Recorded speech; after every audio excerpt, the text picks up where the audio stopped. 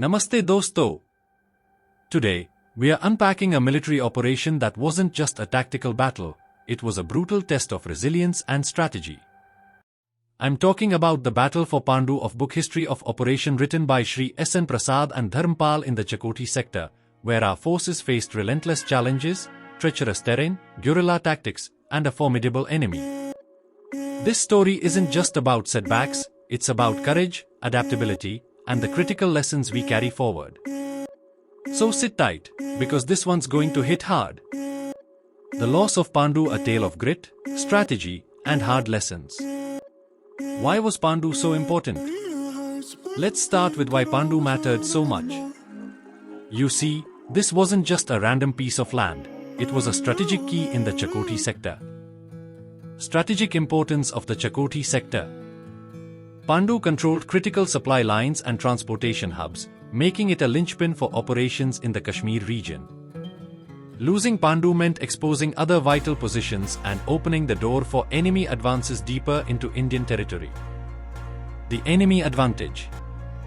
The enemy forces in this region weren't just well-equipped, they were masters of guerrilla tactics, using the rugged terrain to their full advantage. The challenges of fighting in Pandu. Now, imagine fighting in a region with towering mountains, narrow passes, and enemy ambushes waiting at every corner. That's the Chakoti sector for you. Rugged terrain. The steep, rocky landscape made logistics a nightmare and left troops vulnerable to ambushes and artillery fire. Guerrilla warfare. The enemy used hit-and-run tactics, disrupting supply lines and targeting our forces where we least expected it. Troop adaptations. Indian forces had to change their tactics on the fly, learning to counter ambushes and defend their positions under relentless pressure. Initial attacks and heroic resistance. The battle began with a bang, quite literally. The enemy launched artillery barrages and ground assaults that tested the limits of our defenses. Shelling of battalion headquarters. The enemy targeted Indian command centers with sustained artillery bombardments, inflicting heavy casualties and disrupting communication. 2 Dogra's bold raid. Amid the chaos, the 2 Dogra regiment launched a daring raid, infiltrating enemy lines and disrupting their supply chains. A huge morale boost for our side. 19th June ambush. On 19th June, Indian troops were ambushed, a stark reminder of how the enemy was leveraging guerrilla tactics to deadly effect. The enemy's relentless pressure. The enemy wasn't letting up, and things escalated quickly in July. Sustained shelling, 1 to 2 July. Artillery fire rained down continuously, causing heavy casualties and making it impossible for Indian troops to regroup effectively. Reinforcements arrive. The 2 Bihar regiment was brought in to bolster defenses, but even their heroic efforts couldn't fully stem the tide. The major attack and fall of Pandu. And then came the big one, the attack that overwhelmed our defenses and led to the fall of Pandu. Double-pronged enemy assault, 21st July. The enemy launched a coordinated attack from 2 directions, isolating Indian companies and cutting off reinforcements. Relentless artillery fire further weakened our defenses, and morale took a massive hit.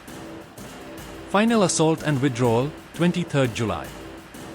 Despite heroic resistance by units like to Bihar, the Indian forces were forced to withdraw to Uri, regrouping for future operations. Casualties were heavy, and critical equipment was lost during the retreat. Moving next, let's talk about strategic consequences and reinforcements. So, what happened after Pandu fell? It was a wake-up call that required immediate action. Reinforcement and reorganization. Elite regiments like 7 Sikh and 1 Royal Garhwal Rifles were deployed to the Chakoti sector, bringing experience and firepower to stabilize the situation. Shifting strategies. Indian commanders began reassessing tactics, focusing on countering guerrilla warfare and regaining control of supply routes. Moving ahead, let's talk about lessons from Pandu. Every setback is an opportunity to learn, and Pandu was no different. Let's talk about the lessons that came out of this battle. The importance of vigilance. Ambushes and surprise attacks exposed the need for better reconnaissance and intelligence gathering. Adaptability in tactics. Fighting guerrilla warfare requires troops to be flexible and quick-thinking, adapting to the enemy's strengths. Leveraging elite units. Deploying experienced regiments like 7-6 showed the importance of having well-trained forces ready to respond to critical situations. Modern relevance. These lessons aren't just history, they're shaping how India approaches modern conflicts in Ladakh and Arunachal Pradesh, where terrain and tactics mirror those of Pandu. Moving forward. Despite the setback, the fight for Chakoti is far from over. Indian forces are regrouping, reinforcing, and planning their next move. Ongoing objectives. Regain control of the Chakoti sector, disrupt enemy supply lines, and establish a stable presence for future operations. A story of courage. The bravery displayed by Indian soldiers in Pandu is a reminder of the resilience and sacrifice that define our armed forces. So, dosto, what do you think about the battle for Pandu? Could we have done things differently, or was this just the cost of fighting in such challenging conditions? Let me know your thoughts in the comments below. And don't forget to like, share, and subscribe. At last, let's check out and recap, and if you have understood the topic, try to answer the question in comment section. The battle for Pandu demonstrates the challenges of defending strategic locations under guerrilla warfare and the importance of tactical and strategic adaptability. With reference to this operation, answer the following. A. Analyze the strategic importance of the Chakoti sector, focusing on its terrain, critical supply routes, and its significance in maintaining India's control over Kashmir. B. Discuss the challenges faced by Indian forces during the battle for Pandu, including guerrilla warfare tactics, rugged terrain, and logistical constraints. How did these challenges impact the Indian defense strategy?